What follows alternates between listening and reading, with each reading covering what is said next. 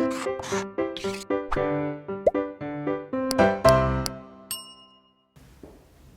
Students, welcome back to Blueprint Digital. आज की इस वीडियो में हम कक्षा 11 का अध्याय 18 शरीर, द्रव तथा परिसंचरण यानी कि बॉडी फ्लूइड और सर्कुलेशन स्टार्ट करने जा रहे हैं। और इस वीडियो में हम इसका इंट्रोडक्शन और परिसंचरण तंत्र के प्रकार के बारे में पढ़ेंगे। वीडियो को स्टार्ट करने से पहले हमारे चैनल को सब्सक्राइब करें और बेल आइकन दबाना न भूलें, जिससे हमारे लेटेस्ट वीडियोस की नोटिफिकेशन आपको प्राप्त होती रहे। अब हम आज के टॉपिक पर आते हैं। सभी जीवधारियों में एक लगातार O2 पोषक तत्व, न्यूट्रिएंट्स और अन्य आवश्यक पदार्थों की कंटिन्यूअस सप्लाई की आवश्यकता होती है, उन्हें लगातार चाहिए होते हैं ये। इसी के साथ साथ जो बॉडी में वेस्ट प्रोडक्ट बनते हैं, व्यर्थ पदार्थ बनते हैं, उनको बॉडी से बाहर निकालने की भी आवश्यकता होती है। इस लगातार कंटिन्यूअस एक्सचेंज के लिए, सप्लाई करने के लिए हायर ऑर्गेनिजम्स की बॉडी में एक सिस्टम प्रेजेंट होता है, जिसके द्वारा बॉडी के अंदर और बॉडी तथा बाह्य वातावरण के बीच पदार्थों का आदान प्रदान होता है। एक स्पेशल सिस्टम प्रेजेंट होता है जिसमें ट्यूब्स प्रेजेंट होती है, जिससे बॉडी के अंदर जो हायर ऑर्गेनिज्म में चीज़ों का आदान प्रदान होता है और बॉडी तथा बाहर बाह्य वातावरण के बीच में भी चीज़ों का आदान प्रदान होता है। इसे हम परिसंचरण तंत्र यानी कि सर्कुलेटरी सिस्टम कहते हैं। बॉडी में अनेक प्रकार के तरल बॉडी फ्लूइड्स पाए जाते हैं, बॉडी द्रव पाए जाते हैं, शरीर द्रव पाए जाते हैं, जो अनेक कार्यों में लिप्त रहते हैं, अनेक कार्य करते हैं। इनमें से सबसे प्रमुख रुधिर यानी कि ब्लड, लसिका लिम्फ, साइनोवियल द्रव, साइनोवियल फ्लूइड, बाइल और यूरिन आदि फ्लूइड होते हैं। ये बॉडी फ्लूइड जो होते हैं मुख्यतः पदार्थों के परिसंचरण यानी कि ट्रांसपोर्ट में, उत्सर्जन यानी कि एक्सक्रीशन में और लुब्रिकेशन में यानी कि स्नेहक के रूप में कार्य करते हैं। बॉडी फ्लूइड से यानी कि जो शरीर के द्रव है, उनसे ऑक्सीजन तथा न्यूट्रिएंट्स, पोषक तत्व बॉडी में परिसंचरित होते हैं, एक जगह से दूसरी जगह तक पहुंचते हैं, उनका संवहन होता है। और व्यर्थ पदार्थों का टिश्यूज से, सेल से लिया जाता है उनको, और उनको ट्रांसपोर्ट किया जाता है, जिससे वो बॉडी से बाहर निकाले जा सके। अर्थात सीधी सी बात है कि बॉडी में आवश्यक पदार्थों को शरीर की सेल्स तक, बॉडी के पार्ट्स तक पहुंचाने और उन पार्ट्स से वेस्ट पदार्थों को इकट्ठा करने के लिए जो सिस्टम प्रेजेंट होता है, उन्हें हम परिसंचरण तंत्र कहते हैं। ब्लड सबसे प्रमुख प्रकार का, या रुधिर सबसे प्रमुख प्रकार का ऊतक फ्लूइड होता है, तरल होता है, द्रव होता है, जो हायर ऑर्गेनिजम्स में यूज़ होता है। जो ब्लड वेस्कुलर सिस्टम है यानी कि जो रुधिर परिसंचरण तंत्र है, वो एक विशेष प्रकार का तंत्र होता है जिसमें सामान्यतः 3 संरचनाएं होती हैं। एक ऐसा द्रव जो पूरी बॉडी में ट्रांसपोर्ट होता है, पूरी बॉडी में घूमता है, उसे हम बोलते हैं रुधिर यानी कि ब्लड। एक ऐसा ऑर्गन जो उसको पुश करता है, उसको धकेलता है पूरी बॉडी में, इसे हम बोलते हैं हार्ट, हृदय। और एक ऐसी संरचनाएं जिनमें नॉर्मली ब्लड एक जगह से दूसरी जगह तक पहुंचता है, जिन्हें हम वेसल्स कहते हैं। 2 प्रकार का परिसंचरण तंत्र होता है, विकास के आधार पर और जटिलता के आधार पर, कॉम्प्लेक्सिटी और इवोल्यूशन के आधार पर 2 प्रकार का परिसंचरण तंत्र होता है। खुले परिसंचरण तंत्र यानी कि ओपन सर्कुलेटरी सिस्टम, और बंद परिसंचरण तंत्र यानी कि क्लोज सर्कुलेटरी सिस्टम। एक ऐसा परिसंचरण तंत्र जिसमें जो ब्लड होता है, रुधिर होता है, वो आर्टरीज की सहायता से ओपन स्पेसेस, ये साइनसेस कहते हैं, लैक्यूनाई कहते हैं, उनमें पहुंचता है। और वहाँ पर जो इंटरस्टिशियल द्रव होता है, फ्लूइड होता है, वो वहाँ पर मिक्स हो जाता है उसमें, और सेल्स और टिश्यूज़ डायरेक्ट इस तरल में, इस फ्लूइड में, इस रुधिर में बात करती हैं, उनके संपर्क में आती है। ओपन टाइप सर्कुलेटरी सिस्टम कहलाता है। यानी कि सीधी सी बात है कि अगर कोई जंतु, किसी जंतु में एक ऐसा तंत्र पाया जाता है, परिसंचरण तंत्र पाया जाता है, जिसमें ओपन स्पेसिस में सामान्यतः द्रव होता है, फ्लूइड होता है यानी कि रुधिर होता है, और सेल्स और टिश्यूज़ डायरेक्ट लगातार उसके संपर्क में रहती हैं। तो इस प्रकार के परिसंचरण तंत्र को हम ओपन टाइप सर्कुलेटरी सिस्टम कहते हैं। लेकिन क्लोज टाइप सर्कुलेटरी सिस्टम में ब्लड बंद या क्लोज नाली लाइक स्ट्रक्चर में, ट्यूब लाइक स्ट्रक्चर्स में बहता है, जिन्हें हम वेसल्स कहते हैं, और सेल्स टिश्यूज कभी भी ब्लड के डायरेक्ट संपर्क में नहीं आते। चीज़ों का आदान प्रदान साधारण विसरण यानी कि सिंपल डिफ्यूजन के द्वारा होता है। ऐसे सर्कुलेटरी सिस्टम को हम क्लोज टाइप सर्कुलेटरी सिस्टम कहते हैं। तो ओपन टाइप में ब्लड जो होता है वो सेल्स के सीधे संपर्क में आता है, जबकि क्लोज टाइप सर्कुलेटरी सिस्टम में सीधे संपर्क में नहीं आता है, और इसमें कैपिलरीज भी केशिकाएं अनुपस्थित होती हैं।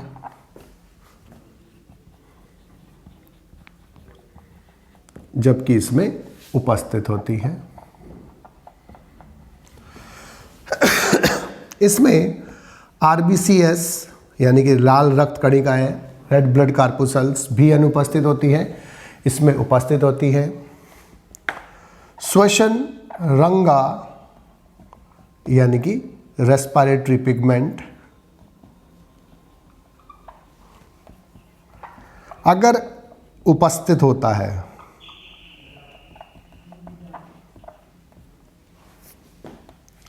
तो वह प्लाज्मा में घुला रहता है,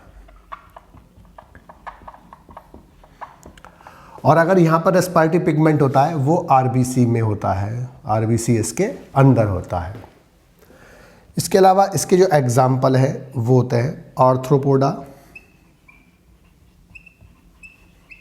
and non cephalopod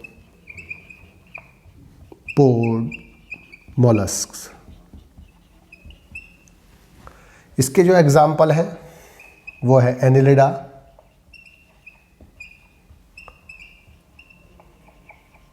cephalopod molluscs and chordates including humans. अब जो ब्लड वेस्कुलर सिस्टम होता है, रुधिर परिसंचरण तंत्र होता है, उसकी जो अध्ययन होता है हम उसे एंजियोलॉजी बोलते हैं। और विलियम हार्वे को फादर ऑफ एंजियोलॉजी बोलते हैं। जो ब्लड होता है, रुधिर होता है, वो सबसे प्रमुख प्रकार का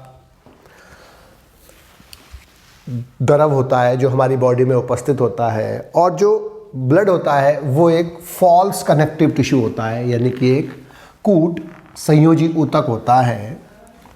और जो हमारे बॉडी है उसमें मुख्य रूप से जो संवहन ऊतक होता है, यानी कि वैस्कुलर टिश्यू जो होता है हमारी बॉडी में, वो दो प्रकार के होते हैं। जो हमें दो प्रकार के ब्लड पढ़ने हैं, संवहन ऊतक दो प्रकार का पढ़ना है। एक होता है रुधिर यानी कि रक्त यानी कि ब्लड, और दूसरा होता है लसिका यानी कि लिम्फ।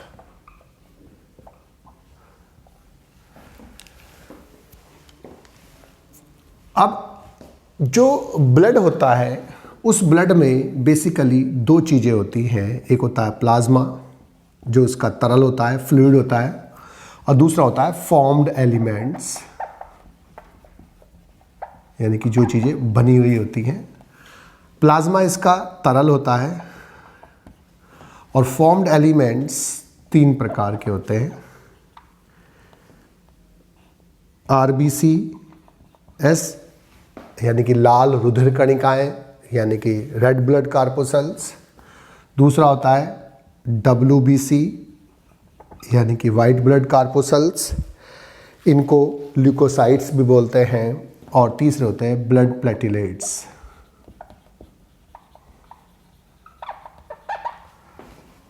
जो RWBC होती है वो दो प्रकार की होती है। ग्रेनुलोसाइट्स, जिसके साइटोप्लाज्मिक कोशिका द्रव्य में ग्रेन्यूल्स होते हैं, कण पाए जाते हैं, और ये ग्रेन्यूल्स या कण विभिन्न प्रकार की डाई प्राप्त करते हैं, रिसीव करते हैं। और ए ग्रेनुलोसाइट, जिनमें ग्रेन्यूल्स अनुपस्थित होते हैं। ये तीन प्रकार के होते हैं। इज़नोफिल्स या एसिडोफिल्स,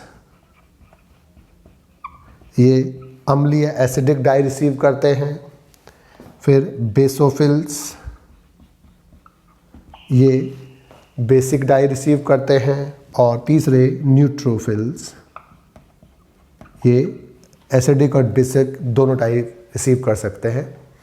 एग्नोसाइट्स दो प्रकार की होती है, मोनोसाइट्स और लिम्फोसाइट्स। जो लसिका होता है उसमें भी दो ही पार्ट होते हैं, प्लाज्मा जो इसका तरल पार्ट होता है, और जो दूसरा पार्ट होता है इसमें वो होता है ल्यूकोसाइट्स यानी कि WBC। अब जो इसमें RBC नहीं होती, अब एक्चुअल में लसिका लिम्फ का फॉर्मेशन कैसे होता है। अब जो ब्लड होता है, रुधिर जो होता है, वो हमारी बॉडी में वेसल्स की सहायता से एक जगह से दूसरी जगह तक ट्रांसपोर्ट होता है। और वेसल्स जो होती हैं बेसिकली 5 प्रकार की होती हैं। अब उसमें सबसे पहली जो वेसल्स है, वेसल्स 5 प्रकार की होती है।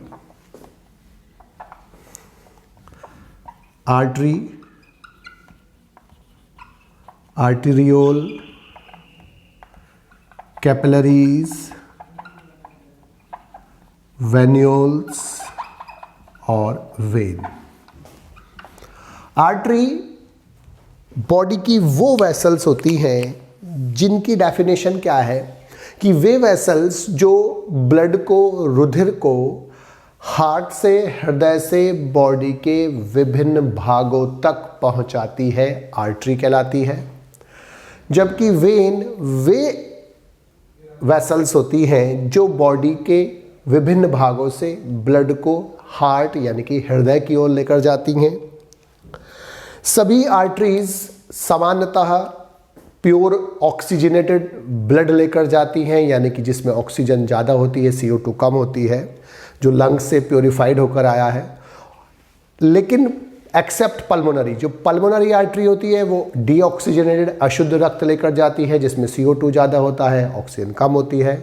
जबकि पल्मोनरी वेन प्योर या ऑक्सीजनेटेड ब्लड लेकर जाता है। सारी आर्टरी प्योर ब्लड लेकर जाती हैं accept pulmonary. Pulmonary artery impure blood लेकर जाती है। सारी वेन इम्प्योर डीऑक्सीजनेटेड ब्लड लेकर जाती हैं, लेकिन पल्मोनरी वेन प्योर ब्लड लेकर जाती है। बॉडी में जो व्यवस्था होती है ट्रांसपोर्ट की, सबसे पहले आर्टरी एक बड़ी वेसल होती है जिससे कई सारी ब्रांचेस निकलती हैं, और इन ब्रांचेस को हम बोलते हैं आर्ट्रियोल। ये आर्टरी हो गई। आर्ट्रियोल आगे जाकर और फाइन ब्रांचेस में डिवाइड होती है जिन्हें हम कैपिलरीज कहते हैं।